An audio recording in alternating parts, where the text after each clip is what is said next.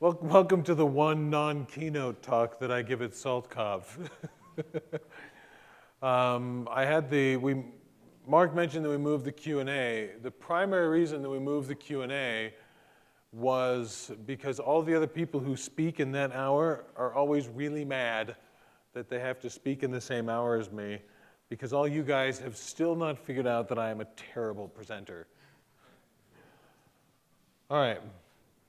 We're going to be talking about Grokking SaltStack design.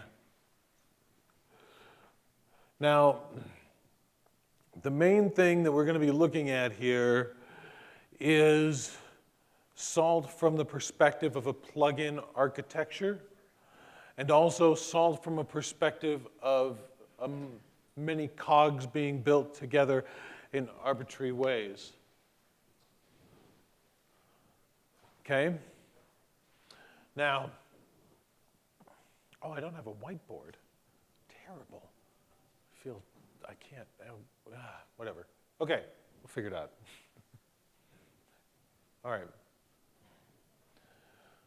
So I'm going to talk a lot about the plugin system. I talked a little bit about the plugin system in my talk on, or in my presentation or my training on the pre-conference training, but I will go into a little more depth this time.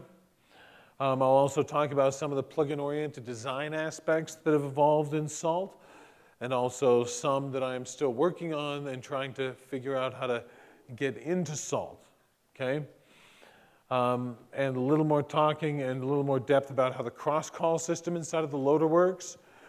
The cross-call system is something which all of you who have developed Salt modules are familiar with. That is when you call __salt __, and all of those other dunder objects that are exposed. That's all through the cross-call system. Yeah, a few other things and a few things that I wish I knew 5 years ago, and a few things that I know now, and a few things that I know I don't know yet. Okay. When you architect a big piece of software, it usually doesn't start big, right? But as it grows, most large software projects need to be retrofitted with a module or plugin system.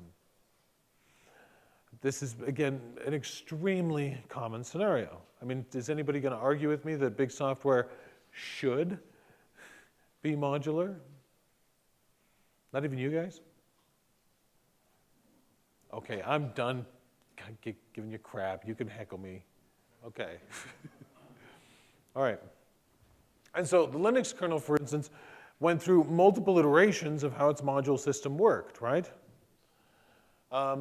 We can look at tools like Mercurial, which is an entirely plugin-based system. We can look at,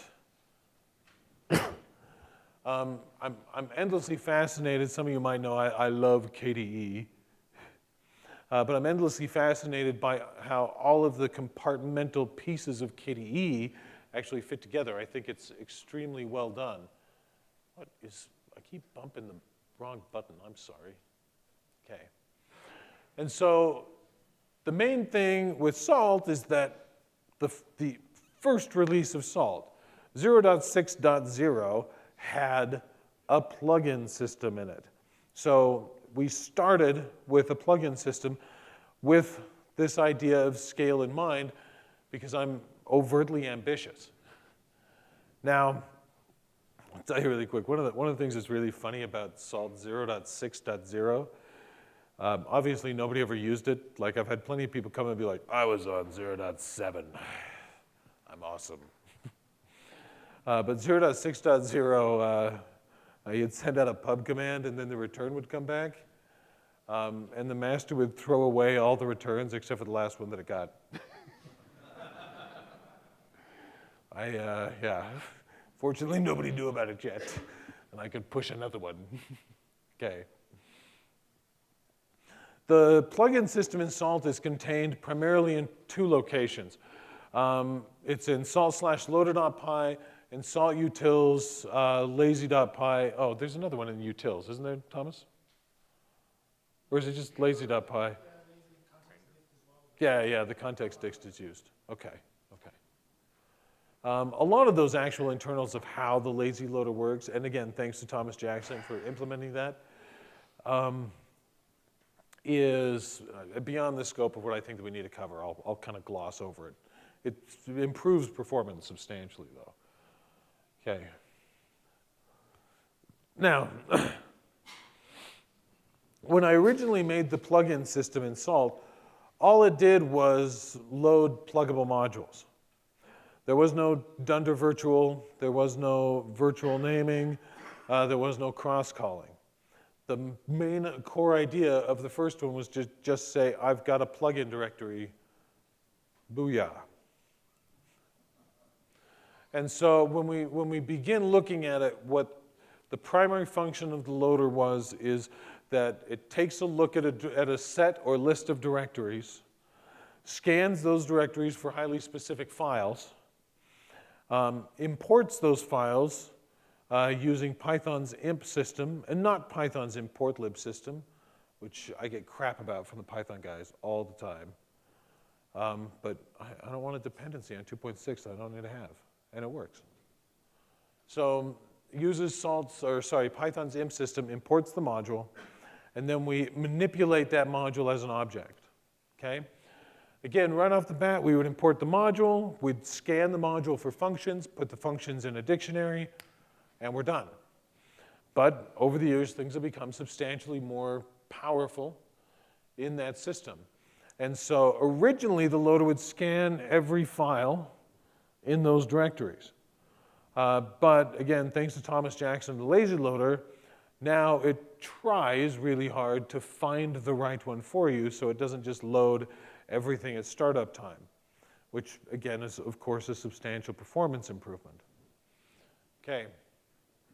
The first plugin system that was built is the modules directory. This is also one of those historic, sorry that this is a bad name. The modules directory is what we eventually started calling execution modules because we started developing and building out more module subsystems, or I should say I started building out more module subsystems. And we're going to talk about how you can add an entire modular subsystem to Salt in this talk. It's actually really easy to do. Like Joseph has added some.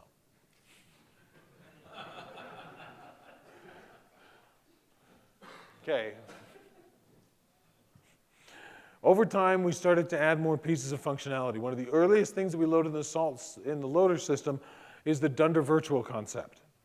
The dunder virtual function is the thing that allows the module to get renamed. And that was the original concept that allowed us to have these different overlapping namespaces. Now, the thing about the virtual concept is that when I made it, the main goal was to be able to make it easy to say, I'm going to make an execution module, right, that can do packages and services that's normalized across distributions. Not a new concept for the people in this room. But over time, I realized that there's things missing from the virtual system. And I haven't quite figured out how to get them into Salt's loader yet. But the concept that I think is missing most from this system is a concept I've been working on called contracts. So the idea of contracts is that we would have more functions that wrap the individual function calls, and functions that are called at the module, more functions that are called at the module level when it starts up, and that are all defined elsewhere. That idea being that we'd be able to create a package contract that then enforces that all of the functions that you need to abstract a package backend exist, okay? Something which I think all of you who have worked with this know that this is clearly a missing component, okay? But the way the Salt loader is built, it's kind of still cumbersome to get it in. All right, why does this keep going backwards? Somebody messing with me?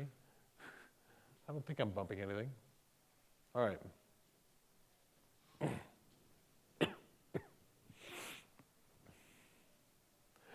The other concept that I really want to be able to add is this idea of sub-plugin systems. When we look at Salt's architecture from a loader perspective, okay, the architecture is built in such a way that there's kind of this spine of code. The spine of code is where we're loading config options. It's where the daemons start up. It's where the transport code lives. And then on top of that spine of code, we've got, I think we're at 24 plugin systems, including SPM and Thorium. On top of that, we've got all the plugin systems. And so the idea here is that you've got a spine which builds the abstraction relative to each individual plugin system and how they all plug in together at this kind of static code spine level. And then that's the thing that makes it really easy for us to define any arbitrary plugin system and just start chucking plugins at the scenario. The way in which this is built has actually become so refined that if we take a look at what is, I would say, one of the most, okay, the thing I won't shut up about this conference, which is Thorium.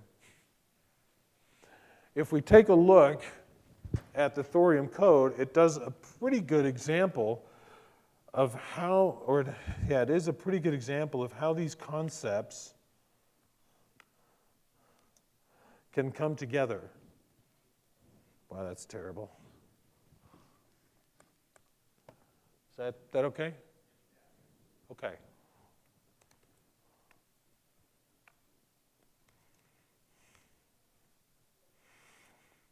Okay. And how plugins can have plugins and plugin systems can be easily added. So actually, I'll start here with engines. Thorium is an engine. So you enable it as an engine. And a new process is started right here. So we are defining a plugin, which is going to enable an entire plugin subsystem. The whole plugins making plugins is a concept that is more recent. This is actually, we're looking at the entire file here for the Thorium engine. As you can see, we're creating a Thor state. I'm going to take a look at that next. And, excuse me. Yeah, and that's it. Creating the Thor state, then starting the runtime. So, oops, sorry. Inside of Salt, inside of these plugin systems, some of the older plugin systems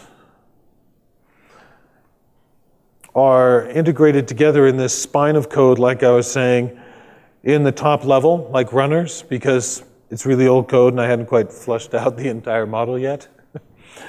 Execution modules, for instance, are mostly fleshed out inside of minion.py. That's where all of your support code is for executing those.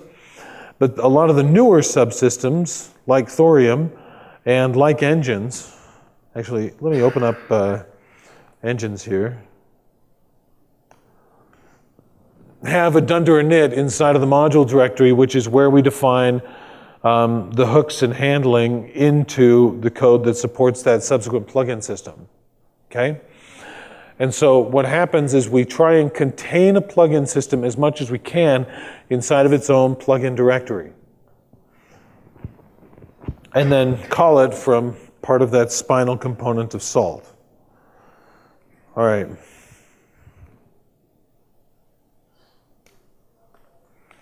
And so, of course, same thing with Thorium.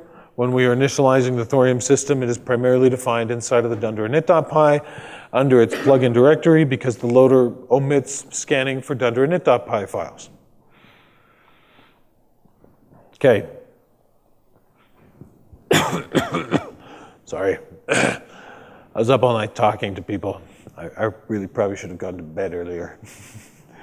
But there's so many fantastic people here. Okay. The next thing I want to talk about, I'm going to talk about, man,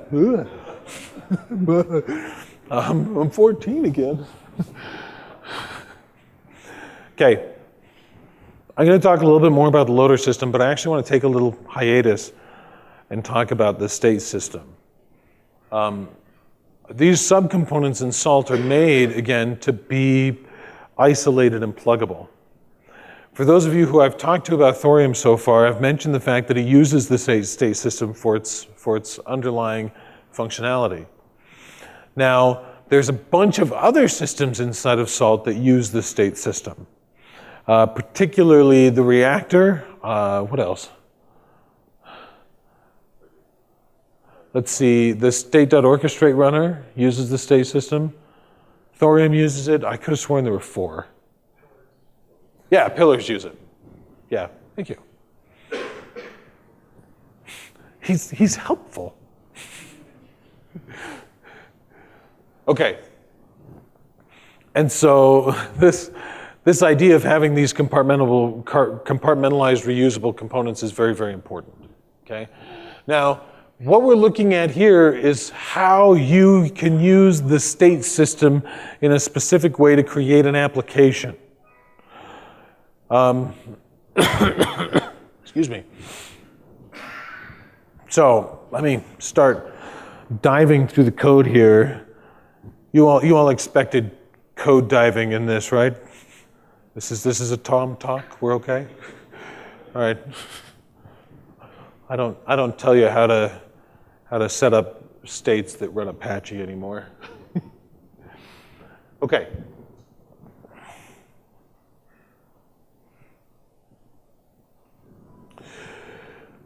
When we instantiate the high state object, the high state object is the top level component of the state system. This is the component which is going to compile a high state from a file tree or from a state tree, okay? And so we need to give it the location of the state tree inside of ops. This is one of those things that I admit I think is a little dirty in the code, but we're kind of committed to it at this point, and that is the way that we pass this ops dictionary around. Occasionally we will hack the ops dictionary so that we can build what the environment that the class is working against looks like.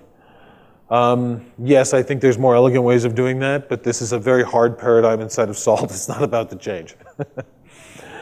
All right. So the file roots option, as you're aware inside of states, is what's defining the directories that you're going to go look for your top file and your SLS files in, right? And so all we're doing is overriding the file roots with thorium roots. This is completely safe in this code because this is running in a separate process. We're no longer infecting the other ops dictionary.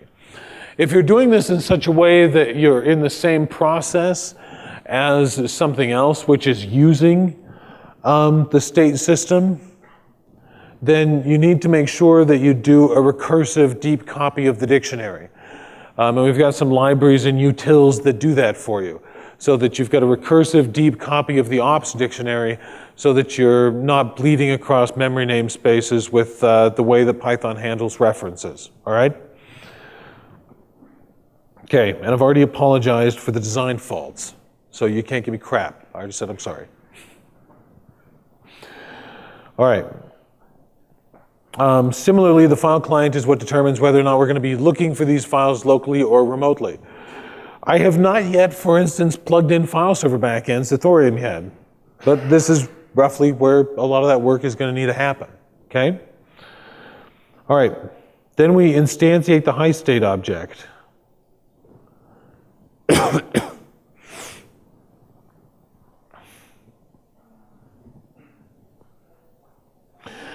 All right. This class is inheriting high state. Sorry, took me a second to remember how I decided to make the high state object. We're using inheritance. Inheritance is like the last thing I generally use. I hate inheritance. I'm not a big fan of object-oriented programming. But occasionally I do find it very useful. So we're inheriting the high state class. So at this point, we're calling the init function of the high state class, passing in our now modified ops dictionary. And then I modified the high state class to accept an argument called loader, because the high state class is what is actually instantiating the salt loader to find where all of, oh, hey, thanks, Jacob.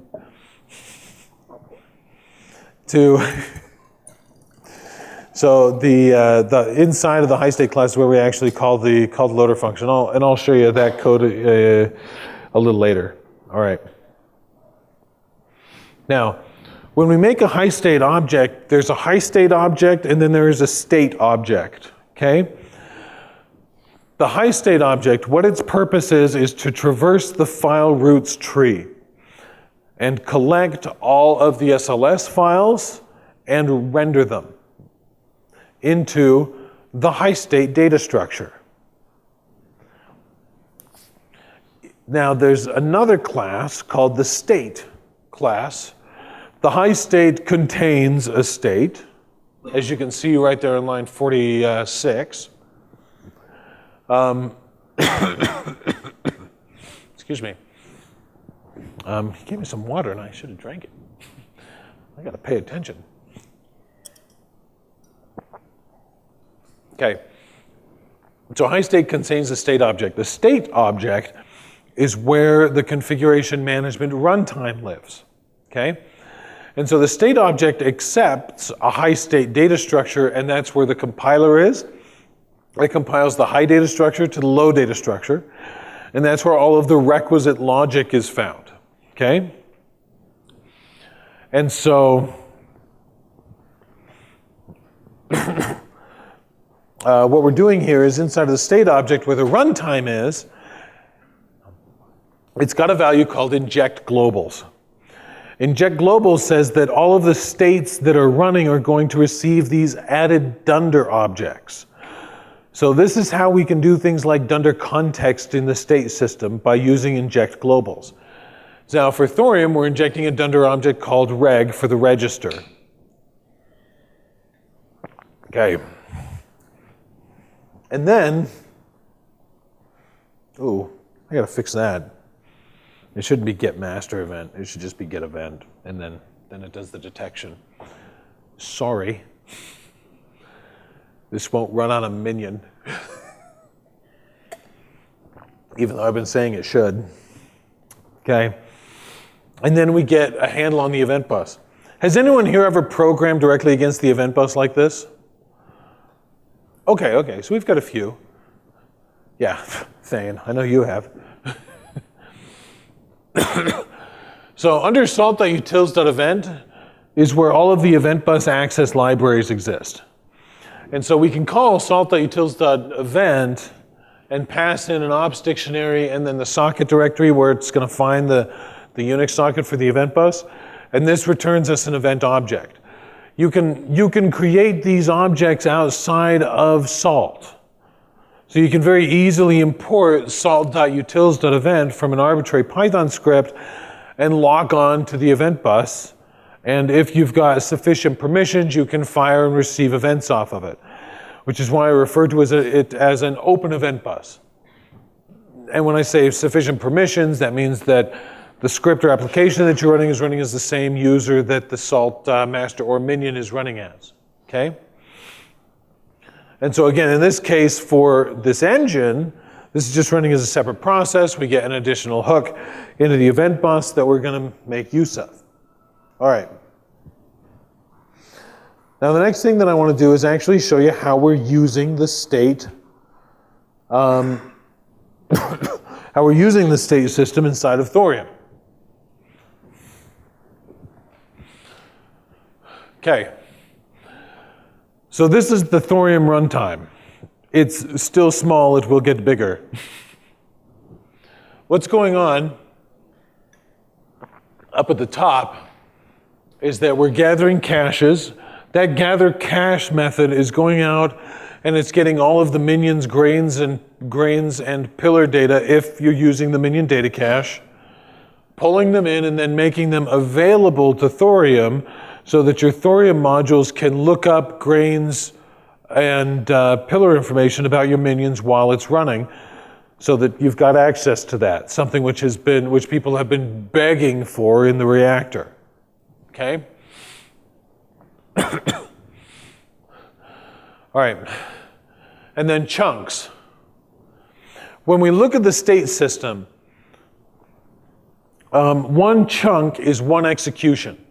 So when you get the return information from your states, right, and you've got each individual section that represents I did this, then this, then this, then this, then this, inside the state runtime, those are referred to as chunks. And so when we say gather chunks here, or sorry, get chunks, it's going out, compiling the state tree, and, rendering the state tree from SLS files, reading the top file, generating the high data, which is your top level functionality for the state system, and compiling that high data down to low data. Low data is the ordered list of each dictionary, which is called or evaluated in the order in which it shows up in that list by the state runtime. The fact that it is in an expressly ordered list is one of the reasons why SALT is and always has been, despite people saying it isn't, is and always has been deterministic. It's just that before .17 it was really hard to determine how it was going to be deterministic. But it was deterministic. Hey, they brought me a whiteboard. You guys are awesome. Thank you to whoever in the back told them to give me a whiteboard. You published an event. I'm actually running out of time. I'm hamming it up too much. Okay.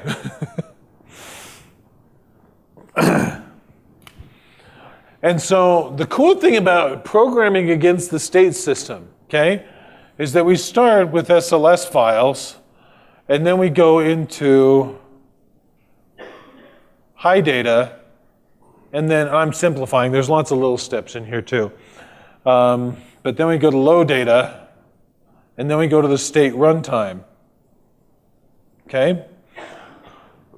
And like Thorium, starts here, goes to here, and then runs the runtime over and over again, okay? The reactor is different. So actually, I should say top up here. So the reactor doesn't start with a top file. The reactor starts with a single SLS file, and then goes here, and then does a runtime once. Pillar starts here, and comes down and does a runtime once, okay? And so you could write, actually, a good example of this is rendering is right here. And so when you make a renderer, that renderer is just a piece of functionality that exists to create the high data, right? And so you're basically starting the process here and then going down. Similarly, if you wanted to, you could create a completely different abstraction that comes in and does this line right here, call chunks. This is how we execute the runtime. And so similarly, it's fairly straightforward in being able to say, okay, I'm going to get a list of dictionaries which define requisites and everything, and I don't care how I got them, but I can inject them right there, all right? This is another one of those really principal design patterns inside of SALT. It's a design pattern that they taught me expressly not to do in school, but they can shove it. I mean, they're nice guys though, so Grady, if you're watching this, I mean, you're a good guy, Dr. Grady, yeah. Oh. Anyway, because one of the things that we get told over and over and over again is don't like exposure APIs externally. And one of the things that we've done with SALT is say, no, we need to make every layer of the functionality understandable and exposable and usable. We need to make, which is why we've got execution modules which are called by states, and execution modules that can therefore be called directly. How many times have you guys seen somebody pipe in on the mailing list and say, when is SALT going to solve this stupid execution module problem and just move them all into states? You've seen those emails? Yeah? And then somebody, usually like one of these guys over here, like Ryan Lane, pipes in, he's like, you're a raving lunatic, get out of my face. Like, you don't get it. And yeah, the whole thing there is exposing all of the layers. And this also goes back into that core concept of salt not only being made to do what it does, but being designed expressly to be an engine for the creation of innovation. Designed expressly to be able to try and extract from your brains ideas and concepts so that I can figure out how the devil to actually build something big. I was sitting down and talking with a few guys last night, and this guy was explaining about an old IRC debugging, right there, Lustfeld. We were talking about an old IRC debugging session that we had had, and he was saying, oh yeah, I'd say blah, blah, blah, blah, and you'd say try a patch, and we'd go back and forth, and then it would get fixed. And I was explaining to him that the way that you do that is all around trying to extract information from the person. You don't look at solving a bug just from the perspective of what's this guy saying, I'm going to try and fix it, and this guy's an idiot and I don't want to listen to him, which is a very common paradigm in open source projects.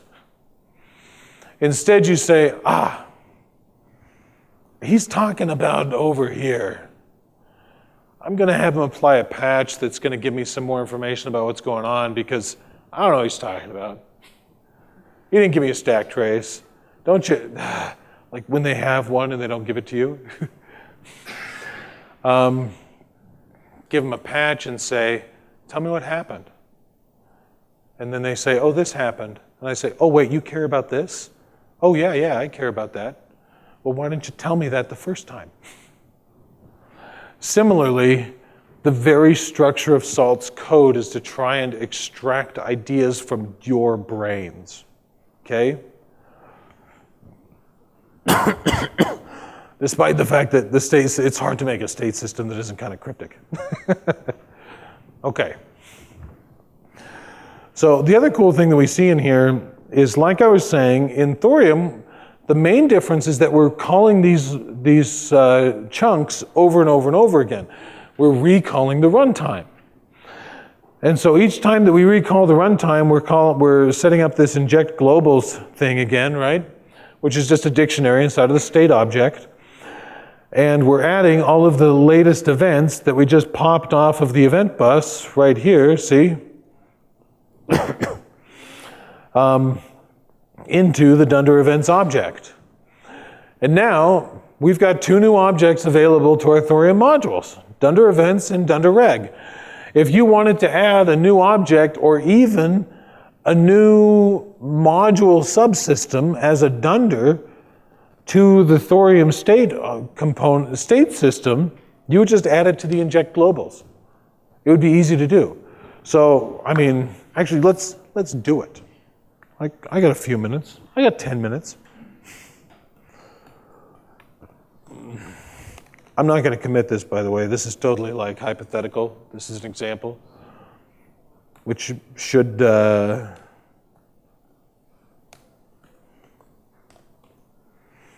be apparent. Like, I haven't even prepared or thought this through.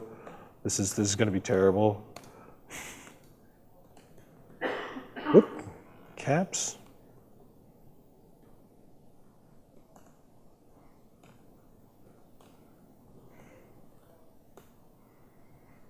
All right.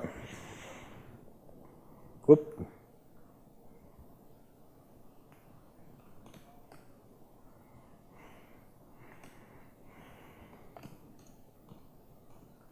Of course, normally we do that at the top.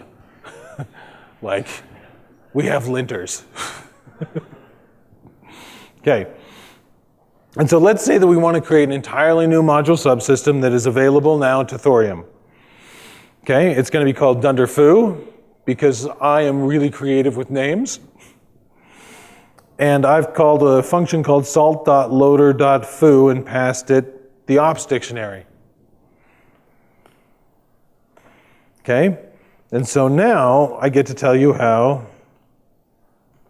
salt-loader.py works. When we come into loader.py, we see a ton of these top-level functions. Get past the big ones here that are all nice and hairy.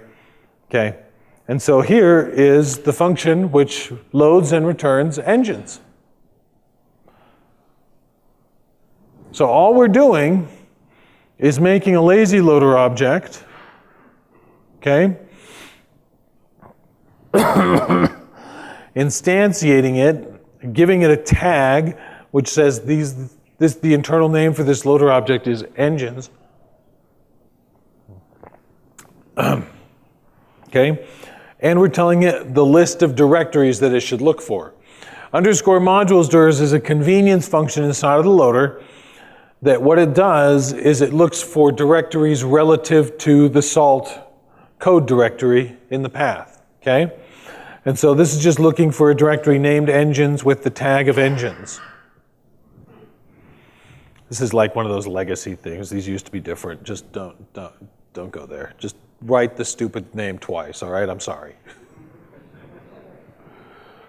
I'm sure this could be fixed, but whatever. And if somebody fixes it and it works, what do we do with that? We merge it. Okay, the next thing to know about using the loader is this pack object. I almost want to say that should be kind of self-explanatory. The pack object has dunders in it, which are going to be available to the other modules inside of this, okay? So, let's make def foo. I'm lazy.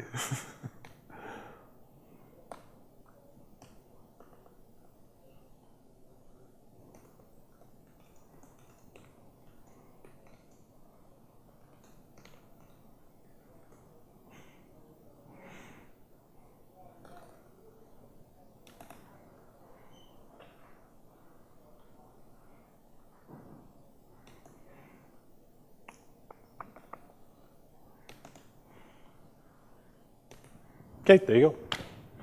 We have now added a module subsystem called foo, which can contain modules of an arbitrary type full of functions inside of a directory called foo under the salt code base. Okay, and that's, what are we looking at there? 1, 2, 3, 4, 5, 6, 7, 8, 9, 10, 11 lines of code. Okay? So I'm almost out of time.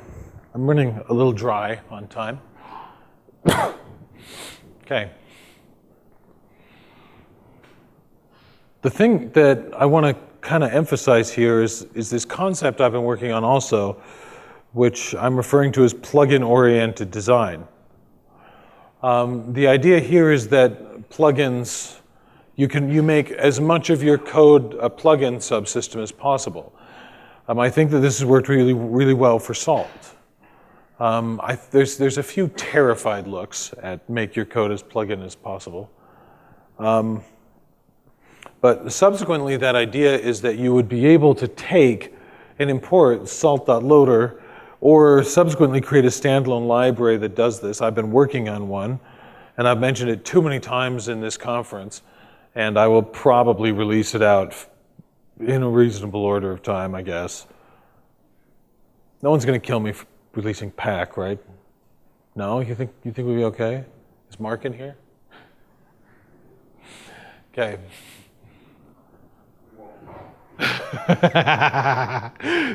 Okay. All right. And so, yeah, you've got a complete loader subsystem.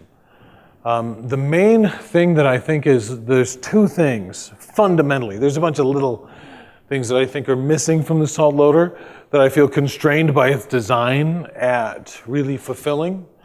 Primarily I'm not going to go into details, but there's two things. I'm out of time for ranting about details for 20 minutes. And that is this concept of contracts that we've talked about. And the other one is the concept of a plugin system being able to load its own plugin system. So that from within a plugin system, you can make available more plugin systems. The main problem with the salt loader really has to do with these dunders. When we load the dunders, we inject them into the module namespace inside of the imported module in Python. And so if we want to create a different module subset, then we have to assign it to a different physical location inside of Python's import system, which, as I'm sure you can guess, feels kind of hacky. And so this new plugin system I'm working on solves both of those problems, I think, very elegantly. And also makes it so that you can, again, create a new plugin system within a plugin system. Once you can nest plugin systems, you can create a piece of code which is logically 100% plugins. Which I think is cool, but I also worry that it's like overly academic. You know, that totally never works. Heard. Yeah. Okay. Any questions, comments, arguments, rebuttals, rotten fruit? Yes. So, I'm not one of the people who doesn't believe plugins. I actually love plugins, but I find that, at least currently, the inability to use inheritance in modules themselves severely increases, code contribution. The number of times I've written the same set of code to do a big dip or something else is a huge problem because anything in the plugin system will help that. Yes. So the question there being, I hate the fact that we don't get inheritance because, Tom, you're totally freaking nuts for not liking inheritance. It's the shiznizzle. And so are you going to like shape up, you freaking moron? Sorry, this is like how I hear things. I'm overly critical of myself.